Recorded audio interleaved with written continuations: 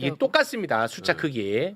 저희가 안 그래도 이것 때문에 내가 혹시나 또 뭐 요 앞에 것도 한번 좀 보여주시겠어요? 왜냐하면 이게 숫자마다 크기가 좀 달라. 이런 거 보면 이제 김민수 후보만 왜 크게 키웠냐고 난리야 지금. 너 결국 김민석한테 줄 섰다고 난리인데 내 이거 꼬투리 잡을 거라고 생각했어. 아니 왜 숫자 그러면 진짜 맞춰주지. 안 돼, 이게 안 이렇게밖에 돼요? 안 돼. 이게 안 돼요. 네, 폰트에 따라서 폰트가 같아. 네, 네. 다시 폰트에 한번 따라서 말씀드립니다. 좀 이렇게 달라질 수가 있습니다. 이 자간이라고 하는데 자간 그렇죠. 간격이. 그게 쉽지 않더라고요. 아, 저것까지도 얼마나 예민한지 그럼. 알 수 있어. 내가 이거 분명히 문제 삼았거든. 네. 문제 삼을 거라고. 네. 이게 안 된다 하더라고. 네. 나중에 저한테 맡겨주십시오. 저 행정부 출신이니까 제가 최대한 가능해? 맞춰보겠습니다. 가능합니다. 네. 알겠습니다. 네. 자, 그러면 최고위원 후보는 뭐 나눠서 보지 말고 누적만 한번 보겠습니다. 누적만. 자, 누적만 보면요. 지금 최민희 후보 55,080표 22.58. 그다음 박선우 후보 40,038표 16.41%. 퍼센트만 보죠. 예. 비율만. 한민수 후보 14.46%, 서미화 후보 13.72%, 김용 후보 12.41%, 이성윤 후보 11.34%, 임미애 후보 5.73%, 김용호 후보 3.35%. 와, 이것도 진짜 어. 1위. 자, 그럼 지금부터는 민주당 전당대회 이야기를 해보도록 하겠습니다. 민주당 전당대회가 한창 진행 중입니다. 네. 토요일과 일요일 두 곳의 투표 결과가 발표가 됐는데 어마어마한 박빙승부입니다. 네. 와, 진짜 이거 진짜 굉장한 박빙승부인데요. 관련한 이야기는 여론조사 전문가와 함께 이야기를 나눠야겠죠. 이택수 리얼미터 대표님 박수로 모시겠습니다. 네. 네. 안녕하세요. 안녕하세요. 네, 반갑습니다. 네, 오랜만에 고맙습니다. 뵙겠습니다. 워낙 박빙이고 네. 워낙 관심사고 네. 워낙 예민합니다. 그래서 거리를 두고 객관적으로 다룰 자신 있으면 함께 해주시고요. 모셔놓고 그게 힘들면은 네. 먼저 좀 들어가셔도 좋습니다. 오자마자. 자신 있으시죠? 아, 그럼요. 네, 네. 고맙습니다. 자, 그러면 전당대회 결과에 앞서서 일단 대통령 지지율 한번 좀 짚어주시면 어떨까요? 진짜 우리 오랜만에 오늘 한번 네, 다루는 그렇습니다. 것 같아요. 맞아요. 예. 리얼미터가 이제 매주 월요일에 발표하는 대통령 국정수행 평가. 최근 지방선거 이후에 뭐 이른바 데드크로스라고 하죠. 이제 부정평가가 좀 높아진 이후에 뭐 7월 초 중순에는 잠깐 긍정평가가 높아졌다가 지금 다시 부정평가가 높아진 상태인데요. 지난주에 이제 대통령 연임 개헌 논란, 국회의장 발 그런 논란이 있었고, 그다음에 검찰 보안수 사건 결국 이제 입법이 이제 통과가 됐는데 이와 관련된 또 후폭풍도 좀 있었고요. 또 뭐 증시 폭락이라든지 뭐 또 이 ETF 문제 뭐 이런 부분도 좀 영향이 있었고, 부동산 또 토론회도 있었습니다만 여전히 우려하는 시각이 좀 있다 보니까, 그리고 또 추가적으로는 민주당 지지율은 지금 최근에 컨벤션 효과 때문에 지금 오르고 있는데 예. 양 후보 간의 경쟁이 치열하다 못해 너무 과열되다 보니까 반명이냐 친명이냐 친청이냐 이러다 보니까 그러니까 대통령 지지율이 조금 오르지 못하고 좀 빠진 측면이 제가 이거를 지금 1년 전부터 내가 이걸 우려했던 사람 아닙니까? 네. 아니 이재명 대통령이 지금 해외 순방은 어떻게 보면은 지지율의 입장에서는 호재잖아요. 엄청 맞죠? 호재죠. 엄청난 호재입니다. 네. 내가 근데 뭐라고 했어요? 반명이니 뭐니 뭐 이렇게 가면 그것만 언론이 다루기 때문에 그 어떠한 성과가 나와도 네. 그거는 수면 위로 올라오기 어렵다라고 내가 수차례 얘기를 했거든요. 네. 그랬더니 댓글에 네가 반명이니까 또 그 말 못하게 하는구나 난리치고. 그쵸, 나 전당대회 진짜 눈물 납니다 진짜 솔직히. 8월 17일 이제 며칠 안 남았습니다. 한 보름 남았는데 보름 가량은 뭐 이러한 뭐 치열한 경쟁 때문에 치열한 경쟁이야 좋죠. 네네. 그거는. 근데 과열된 이런 경쟁 때문에 마치 이제 안 볼 것처럼 막 지금 그러니까요. 네. 자 결과 그러니까 물론 이제 하나하나 살펴보겠습니다. 네. 자 봐봐 거의 뭐 양분되어 있습니다. 네. 그러니까 어차피 누가 돼도 절반의 선택은 못 받는 거야. 그렇죠. 이쪽이 돼도 절반 보면 네네. 그러니까 다시는 안 볼 것처럼 싸우면 이거 위험하다는 거예요. 네, 그렇습니다. 나는 그게 가장 중요한 메시지라고 봐요. 네. 어떻습니까, 제 네, 얘기가? 그렇습니다. 그래서 뭐 지난 월요일 날 한브라질 그 정상회담도 있었고 네. 지금 외교 순방 효과가 굉장히 컸었음에도 불구하고 뭐 아까 말씀드렸던 여러 가지 정치권 내부의 문제도 있지만 일단 당내 문제 때문에 좀 떨어졌다고 보는 게 맞고 이게 이제 지방선거 이후에 전당대회가 컨벤션 이 일정이 어느 정도 잡힌 다음부터 계속 마찬가지 지금 상황이 나타나고 있거든요. 그래서 8월 17일까지는 좀 불가피한 측면. 그러니까 이재명 대통령 입장에서 굉장히 억울할 겁니다. 여러 가지 지금 성과들이 나오고 있는데 네.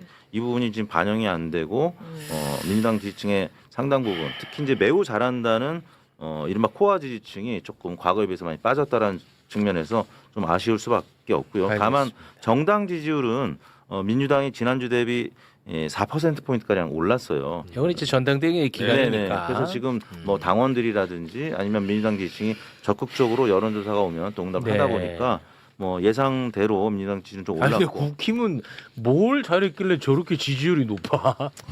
참, 어이구야. 아니 뭐 했는데 뭐 멱살 잡고 막 그러고 있는데 그러니까 최근 왜 이렇게 그러니까 높은 거야? 지난주에는 이제 3%포인트 빠진 거죠. 그러니까 멱살잡이 논란도 있었고 뭐 당내 중진들 징계 뭐 절차 그다음에 그 민주당에서 이제 결국 보안 수사권 폐지 관련된 이제 강경 처리에 이 당 내에서는 또 대응을 잘 못했다라는 뭐 이런 내부적인 또 평가도 있게 되면서 그리고 지난주에 윤석열 씨에 대한 1심 유죄 판결 이후에 당 차원 당 자금 반환이기까지 네네. 나오다 보니까 네. 지금 국민의힘 지지율은 좀 올랐다가 좀 빠지는 그런 상황입니다. 네. 얘기해 주신 것만 그 들어보면 요소만 들어도 37 3%인데 3.7 아니에요? 그 말씀하신 그 요소만 봐줬는데도 내가 볼 땐 3%야.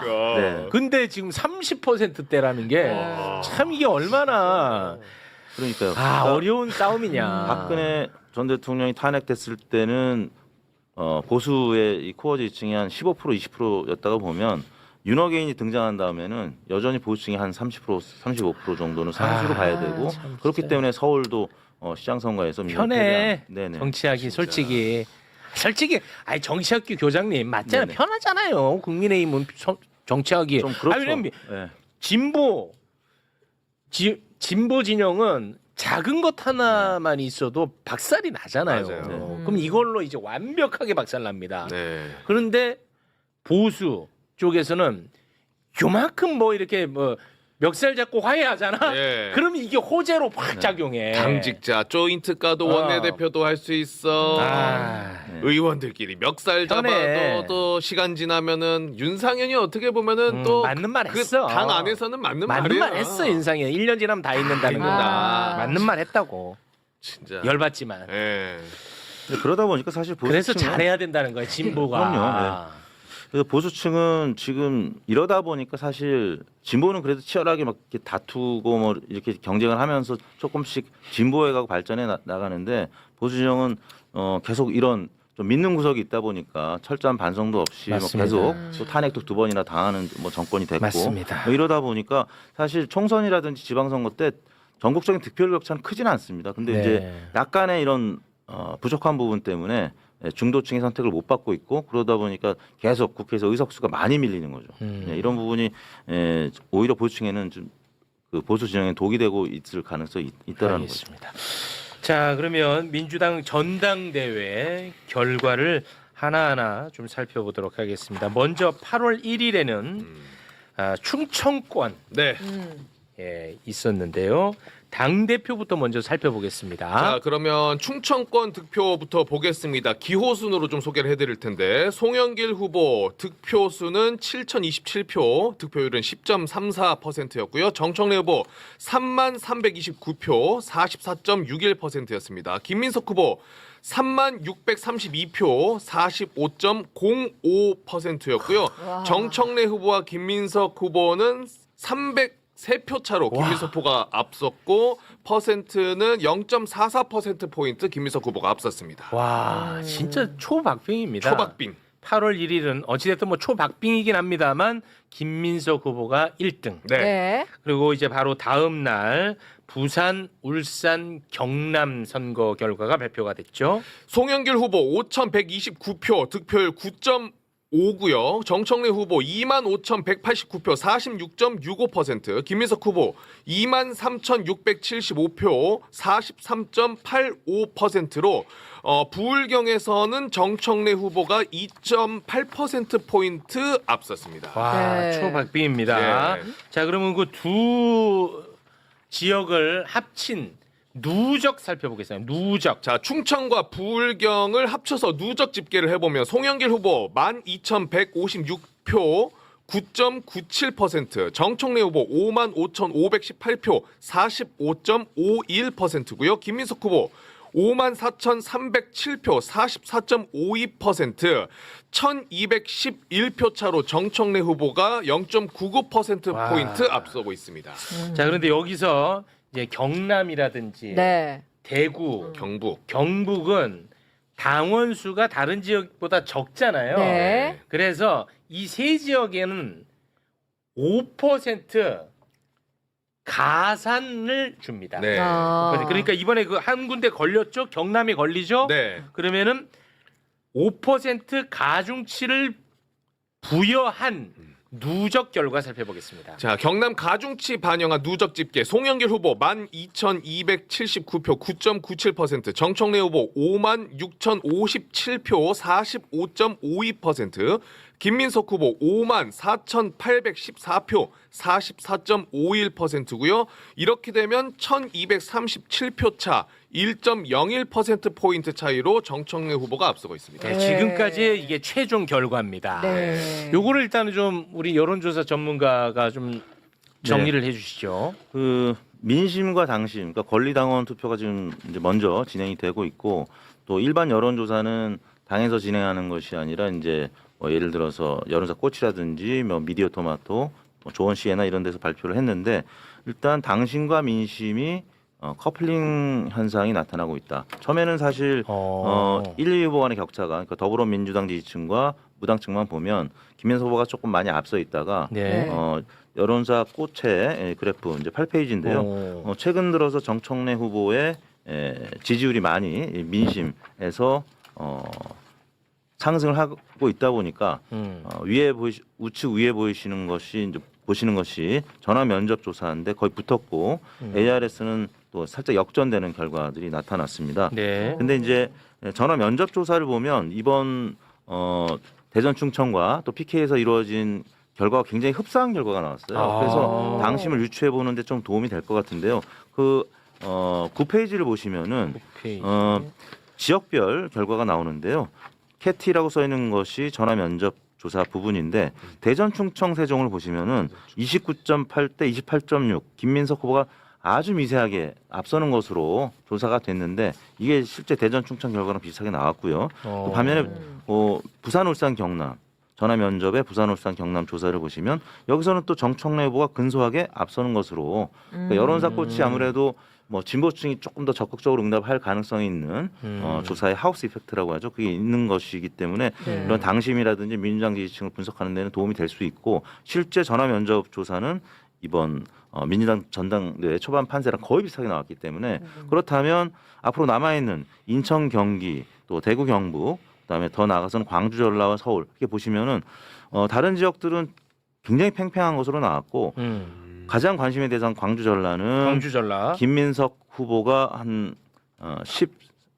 10%포인트가량 압도하네요. 네, 10%포인트가량 지금 이기고 반면에 서울은 또 정청래 후보가 또 그 정도 앞서는 그러네. 수치를 나타내고 있습니다. 그 수는 어때요?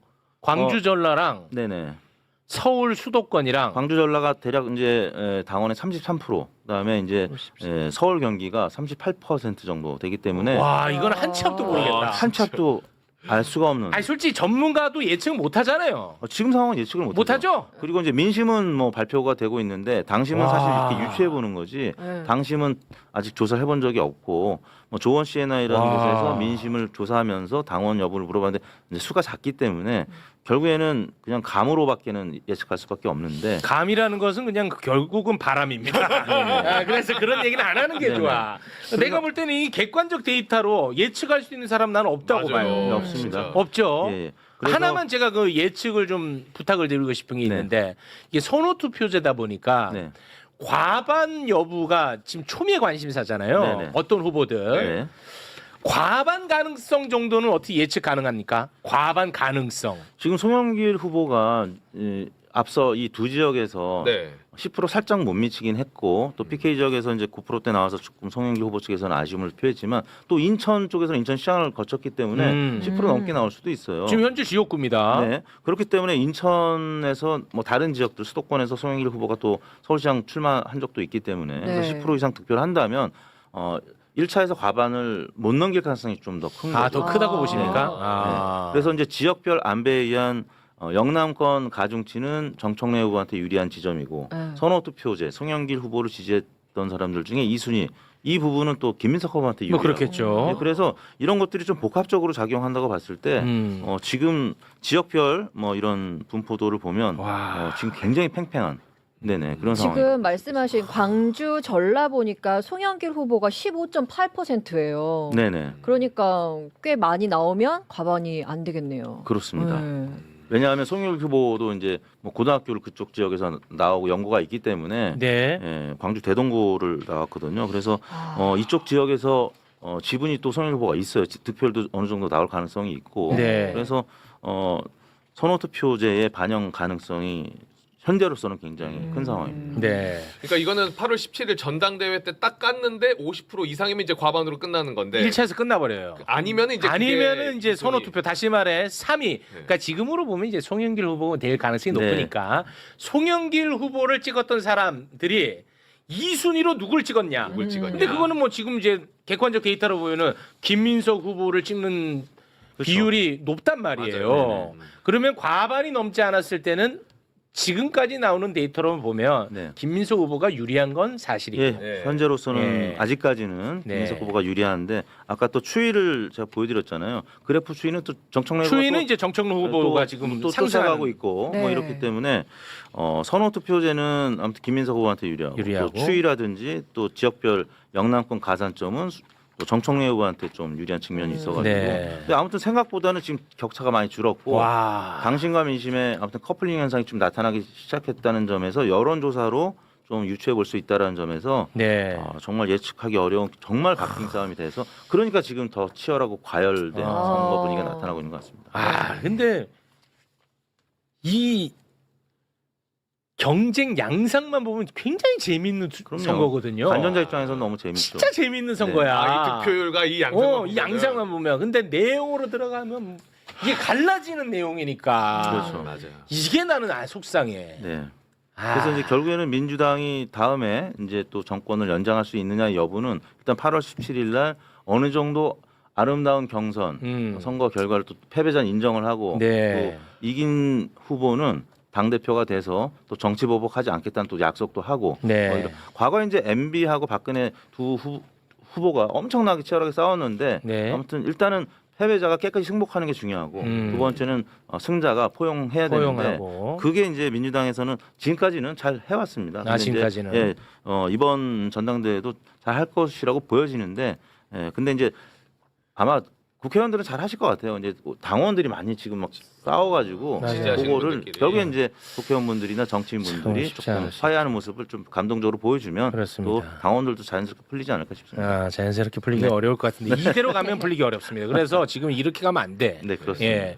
내가 안 그래도 오늘 방송 준비하면서 내가 이거 문제 삼을 거라고 생각했는데 네.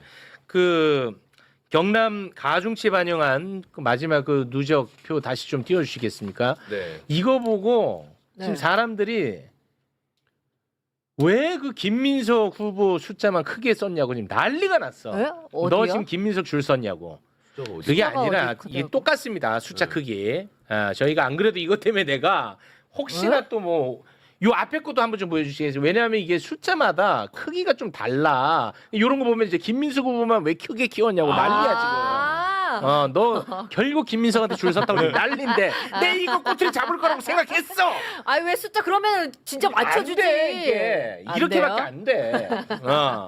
이게 안 돼요. 네, 폰트에 따라서 폰트가 같아. 네, 네. 다시 폰트에 한번 따라서 말씀드립니다. 좀 이렇게 달라질 수가 있습니다. 이 자간이라고 하는데 자간 예, 간격이 그게 쉽지 않더라고요. 아, 저거까지도 얼마나 예민한지 그럼요. 알 수 있어. 내가 이거 분명히 문제 삼았거든. 네. 문제 삼을 거라고. 네. 이게 안 된다 하더라고. 네. 나중에 저한테 맡겨주십시오. 저 행정부 출신이니까 제가 최대한 가능해? 맞춰보겠습니다. 가능합니까? 네. 알겠습니다. 네. 자, 그러면 최고위원 후보는 뭐 나눠서 보지 말고 누적만 한번 보겠습니다. 누적만. 자, 누적만 보면요. 지금 최민희 후보 55,080표 22.58. 그다음 박선훈 후보 40,038표 16.41%. 퍼센트만 보죠. 예. 비율만. 한민수 후보 14.46%, 서미화 후보 13.72%, 김용 후보 12.41%, 이성윤 후보 11.34%, 임미애 후보 5.73%, 김용호 후보 3.35%. 와, 이것도 진짜 어. 1위 빼고는 진짜로 격차가 얼마 안 나네. 네. 이거는 어떻게 분석하십니까? 일단 여기서 5명 여기서 5명 올라갑니다. 네. 만약에 그러니까 최민희 후보가 여성이고 당선 가능성이 매우 높기 때문에 여기서 이제 5명 선출된다 이렇게 확정적으로 얘기해도 크게 틀리지 않을 것 같습니다. 네. 예, 이 분석 좀 부탁드립니다. 일단 지금 여론조사 결과에서 발표된 것하고 이번 당원 투표 결과가 거의 비슷하게 나타났습니다. 그래요? 그 여론사 꽃에서 오, 오늘 발표한 그 11페이지인데요. 네. 전화 면접 조사 결과를 보면 최민희 24.2%의 지지를 받았는데 조금 전에 22.6% 득표했다고 했고요. 오, 그러네. 박선원 후보는 아니 지금 우리가 이거 보고 있는 게 네. 꽃에서 이거는 주말에 조사한 건데 여론조사 방식은 뭐예요? 그냥 전화 면접으로 한 전화 거지. 면접? 예, ARS가 아니고 상단에 있는 게 위에 파트가 전화 면접. 아 밑에가 이제 ARS고. 네, 근데 이제 위에 전화 면접 조사 결과가 이번 당심 투표 결과하고 굉장히 비슷하게 나타나서 뭐 박선원 후보는 0.5% 포인트 차이밖에 안 나고요. 와, 진짜. 서미아 후보도 뭐 거의 비슷합니다. 14% 와. 나타났고 한민수 후보도 0.1% 포인트밖에 차이가 안 났습니다. 네. 다만 그 이성윤 후보하고 김용 후보 간의 격차는 조금 조사 요거는 좀 결과하고 다르네. 차이가 있었는데 결국 관건은 그겁니다. 이 뭐 친명이냐 아니면 혹은 친석이냐 아니면 친청이냐 이 후보가 2명이냐 3명이냐 이 지금 조합이 궁금하잖아요. 5명 안에. 네네 5명 안에. 근데 일단 2명은 어느 정도 지금 공통적으로 조사 결과들이 나타나고 있고 실제 이번 투표 결과는 나타났는데 문제는 5위 이성윤 후보가 할 것이냐 김용 후보가 할 것이냐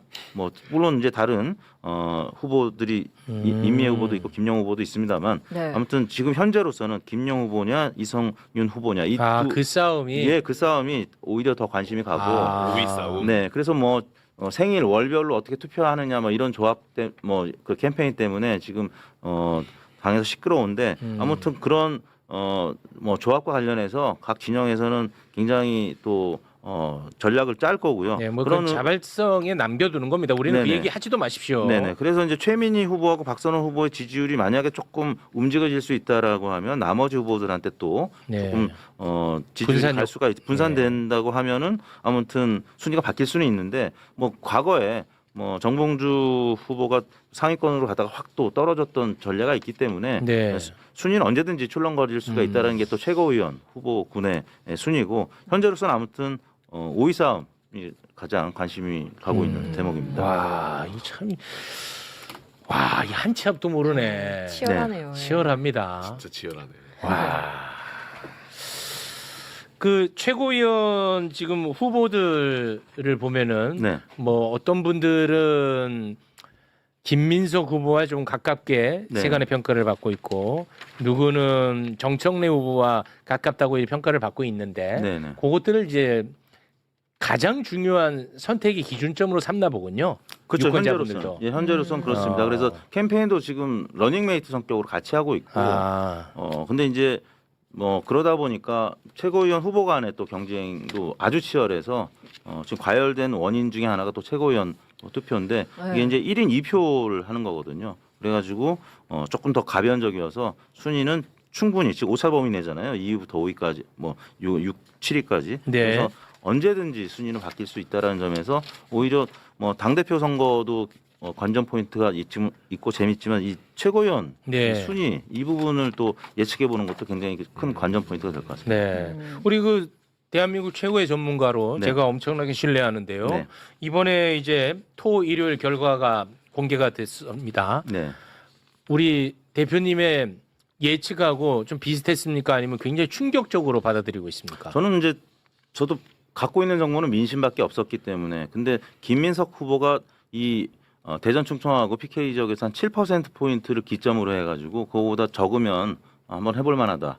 이길 수 있다라는 거였고 10% 포인트 격차면 굉장히 팽팽한 상황이다. 이렇게 이제 전략성 메시지를 던져주고 저도 이제 관전했기 때문에 그래서 7% 포인트가 던져주는 그 의미 때문에 그랬는지 모르겠는데 김인석 후보가 대전 충청에서 꽤 선전을 했구나라고 이제 생각을 했는데 또 PK에서는 또 반대로 이 역학에도 이어지지 못하고 또 말이 긴 걸 보니까 틀렸다는 거네요. 아, 네네. 그렇죠. 네네. 말이 왜냐하면 길잖아. 이게 틀린 거야. 정청래 후보가 조금 더 앞설 것이라고 말이 길잖아. 틀린 거라고. 근데 이제 그렇습니다. 김인석 후보가 꽤 선전을 했다라고 이제 보여지는 대목입니다. 이거 굉장히 또 괜히 또 이 말에 하면은 또 뭐 저거 누구 편드는 거 아니야? 뭐 이렇게 할까봐 그렇죠. 내가 좀 조심스럽긴 한데 아니 맞습니다. 나 말도 안 했는데 뭘 맞습니다야. 근데 조심스럽죠. 그 얘기는 네. 꼭 하고 싶어. 이 대한민국의 언론 지형 이거 진짜 문제다. 네. 지금 열어보니까 진짜 그야말로 5대 5입니다. 네. 근데 언론 지형은 어땠습니까? 거의 9대 1이었어요. 그랬죠. 그거는 건강하지 않은 거잖아. 네. 그럼 언론은 반성해야 돼.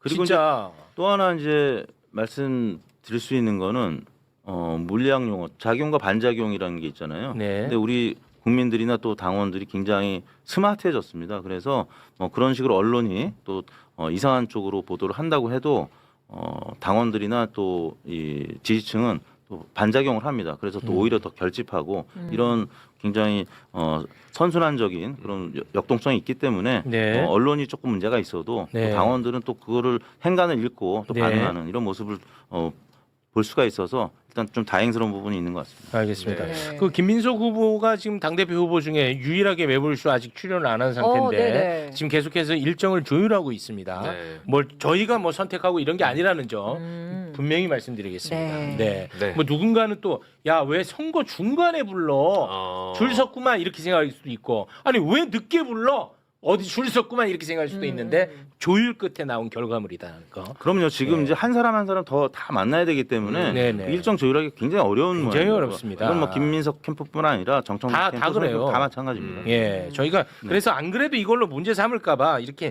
아니 근데 봐요 나 같은 이렇게 허접한 유튜버도 이렇게 그 균형 잡으려고 하는데 왜 대한민국 언론들은 9대 1로 다루냐고. 그렇죠. 9대 1이나 8대 2처럼 네. 보여지게. 그게 문제야. 그래서 나는 만약에 이번 결과도 만약에 8대 2나 9대 1로 나왔으면 그래도 언론은 이제 그런 여론을 좀 반영해서 그동안에 보도를 했구나. 난 이렇게 한번 인정을 하려고 그랬어.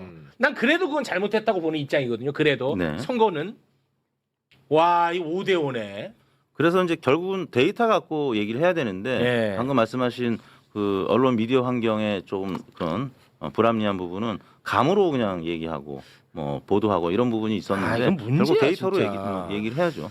네. 근데 데이터 요거는 전환이 좀 필요합니다. 민동기 기자님이랑 얘기해야 되는 거 아니에요? 여론조사 대표님이랑 누구랑이라도 얘기하면 어때? 이건 뭐 너무 당연한 얘기인데. 제가 또 전공을 대학원에서 신문방송을 하니까 저도 잘 아시기 때문에. 신문과 전공했잖아.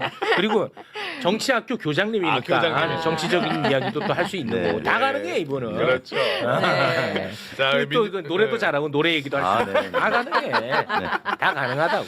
예, 민주당 어쨌든 이번 주 주말은 제주랑 인천으로 또 순회 경선을 갑니다. 이번 근데 이거는 주말. 근데 제가 궁금한데 네. 제주 인천은 왜 같이 해요?